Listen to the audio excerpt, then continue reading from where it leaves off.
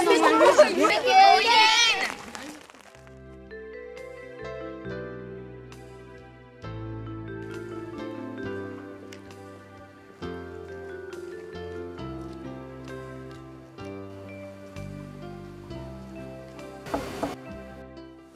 papy. Bonjour Marie. T'as bien travaillé ce matin? Oui, c'était très intéressant. La maîtresse nous a fait un cours sur les plantes textiles, le coton. Mais en fait, c'était ton métier. Mais bien sûr, c'était mon métier. J'en ai tissé des kilomètres de tissu, tu sais, avec des fils de coton, de lin. Et les fils étaient tellement nombreux qu'il me fallait même un compte-fil pour les compter. Je vais te montrer. C'est quoi un coup de fil? Tu vas regarder à travers la loupe. Et ça grossit le tissu et tu peux compter les fils un à un. 1, 2, 3. Bon, il y en a tellement.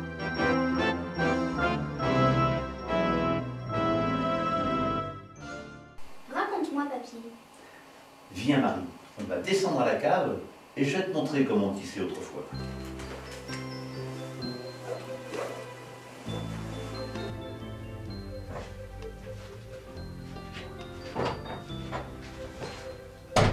Voilà, je vais te montrer ce métier qui a plus d'un siècle.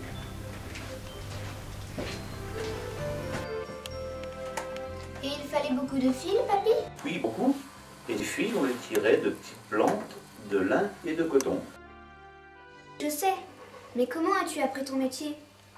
Ce métier, je l'ai appris de mon père, qu'il tenait de son grand-père, et tout ça depuis des générations, c'est un très vieux métier. Du temps des pharaons, et bien avant, on savait tisser. Du temps des chevaliers, on fabriquait des toiles de lin. Les mouchoirs sont venus plus tard, à la Renaissance, apportés par les Italiens à la cour du roi de France. À Cholet, on tissait les toiles depuis longtemps. Alors tout naturellement, on s'est mis à fabriquer le mouchoir. Est-ce qu'il y avait des usines à ce moment-là? Non, à cette époque, tout était artisanal. Les femmes filaient le lin chez elles, pendant que les hommes travaillaient à la cave sur des métiers rudimentaires. Et plus tard, au XVIIIe siècle, ils ont commencé à travailler le coton qui arrivait d'Amérique par le port de Nantes. Ça ne devait pas être très rapide. Le temps ne comptait pas pour ces gens. Les grossistes répartissaient le travail à domicile et ensuite ils l'exportaient vers l'Espagne et les Antilles. Ce qui restait était vendu sur les foires et les marchés et par les colporteurs. 30 000 personnes travaillaient ainsi artisanalement. Puis, les méthodes de travail ont été perfectionnées par les tisserands hollandais que Colbert avait fait venir de notre région. Le ministre de Louis XIV a voulu réglementer la corporation. Un bureau des marques contrôlait la qualité. Hélas, il y eut la révolution de 1789 et les guerres de Vendée.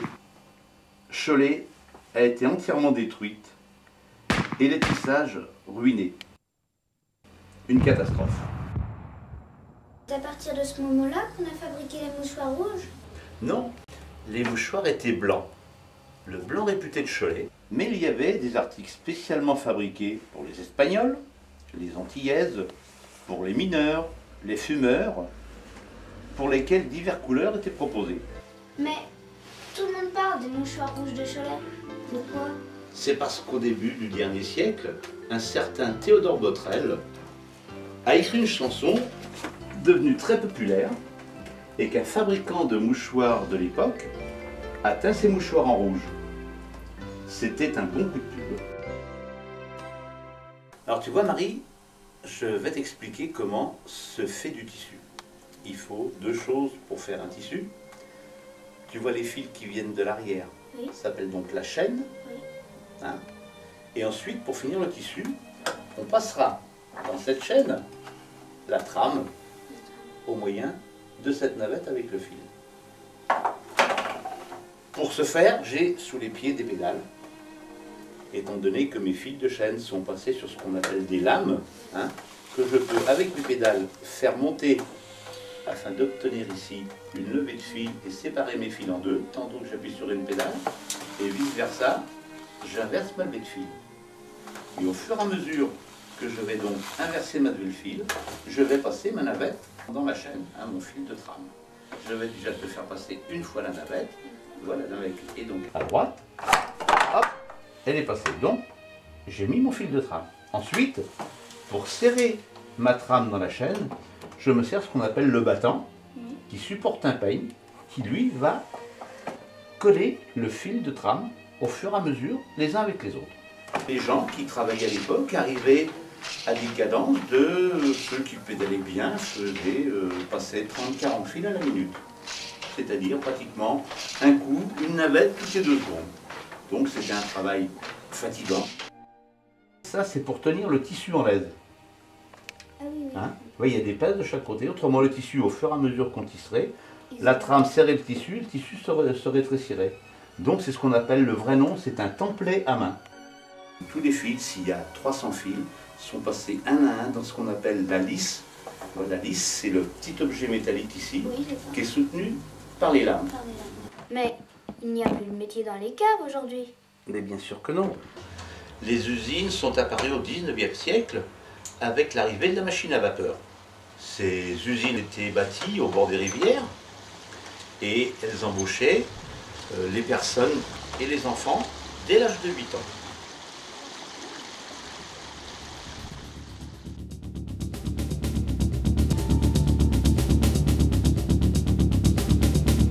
Étirées, laminées, retordues, les mèches de coton deviennent de plus en plus fines jusqu'à composer un fil régulier et solide.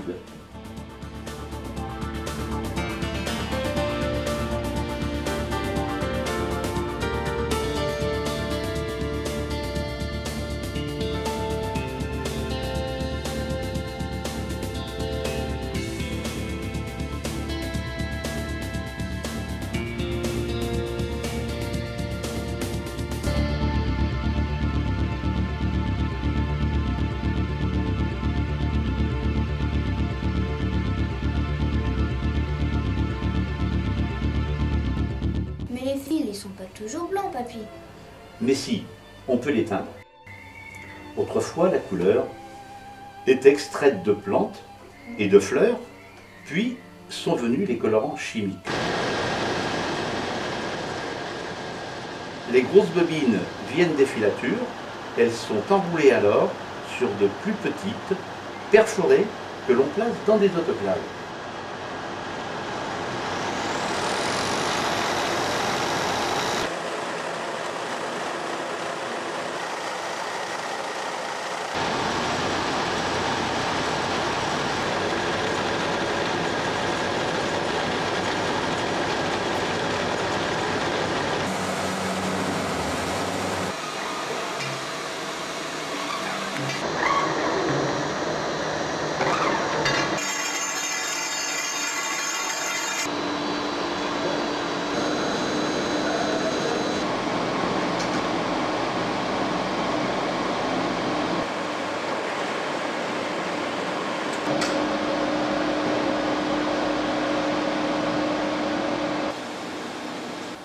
Les autoclaves, c'est une grosse cocotte minute dans lequel le liquide passe par pression à travers la bobine de manière à atteindre uniformément la bobine dans toute sa grosseur.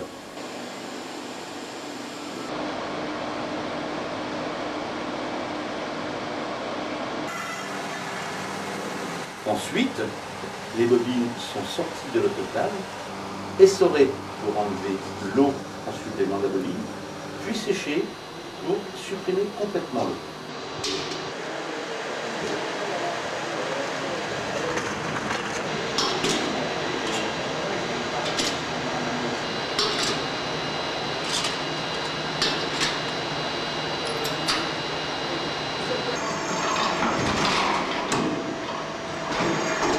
Ça doit être très long ce travail.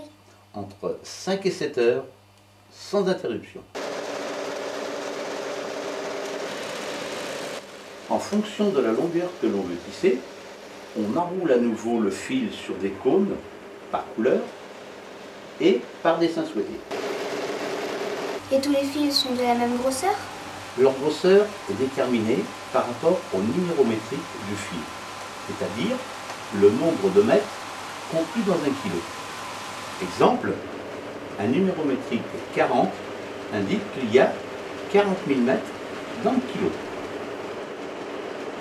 Il existe un nœud pour réparer les fils, et ce nœud s'appelle le nœud tisserand. Alors, regarde bien, on croise des fils, on glisse le fil sur le pouce, on le passe entre les deux fils, on rabat le fil de droite, on tire, et le nœud est fait. Il est solide, il ne glisse pas, et c'est ce que l'on appelle un nœud tisserand ou une nœud sur le pouce.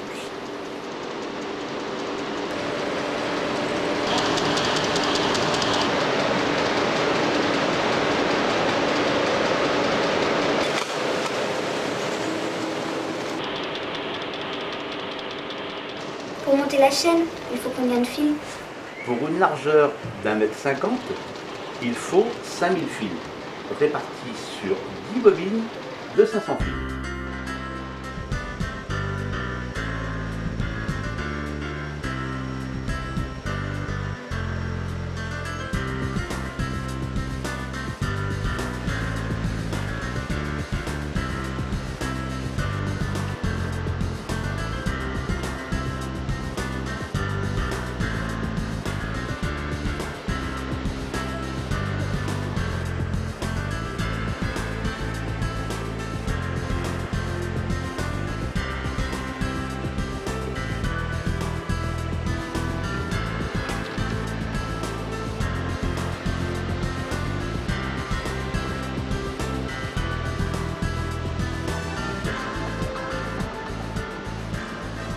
Pour qu'ils ne cassent pas pendant le tissage, on les encolle. Avec de la colle? C'est quoi cette colle? Cette colle, c'est de la fécule de pomme de terre et de l'eau.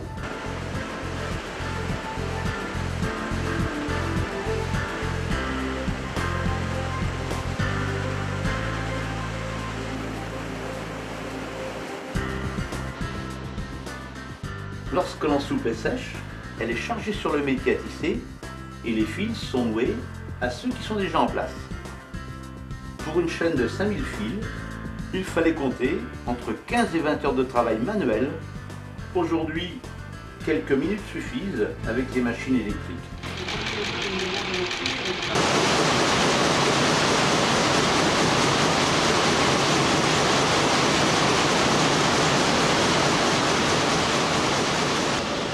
Mais en quoi sont les fils de trame? Ils sont en coton et on obtient du 100% coton, ou bien ils sont en lin et on obtient ce qu'on appelle du métis.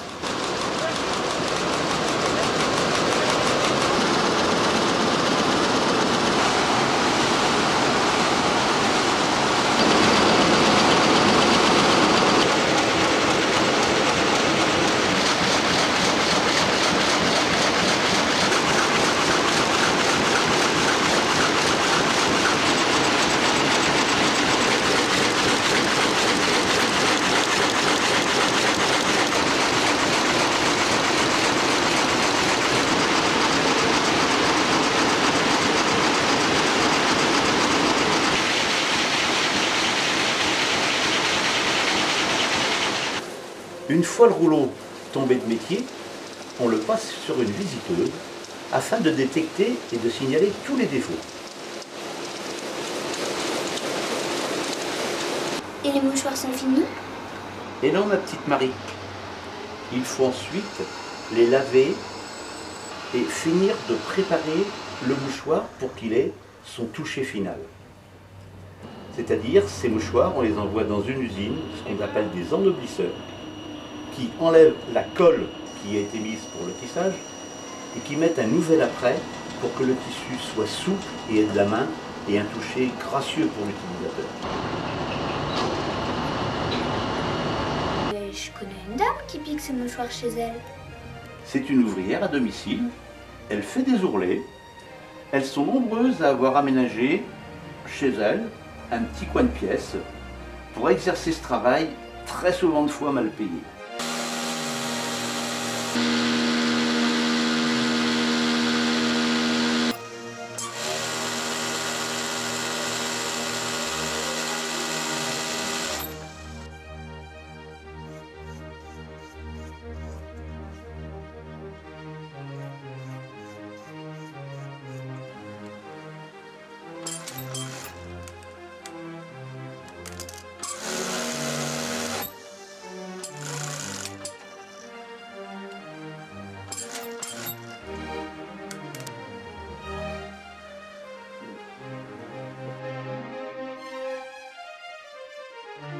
Les mouchoirs, c'est bien utile, mais les couleurs n'étaient pas très jolies. Depuis toujours, les fabricants du Choletais se sont ingéniés à adapter leur production aux usagers.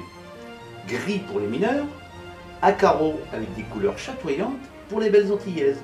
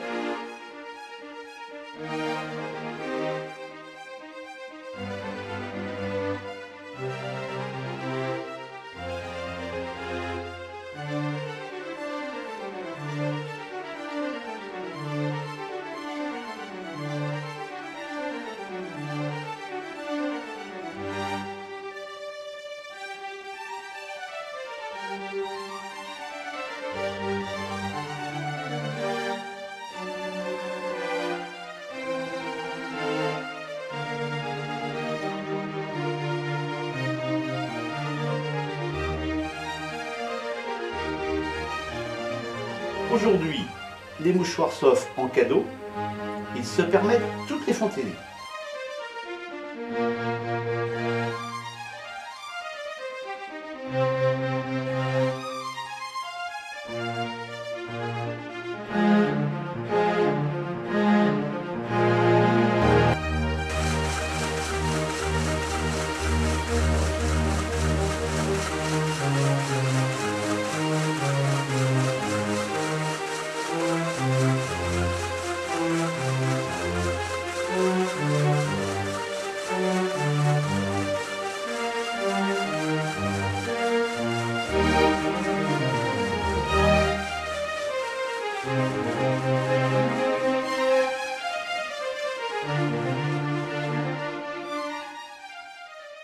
J'avais acheté pour ta fête 3 petits mouchoirs de Cholet, rouges comme la cerisette, tous les 3, mamie Annette.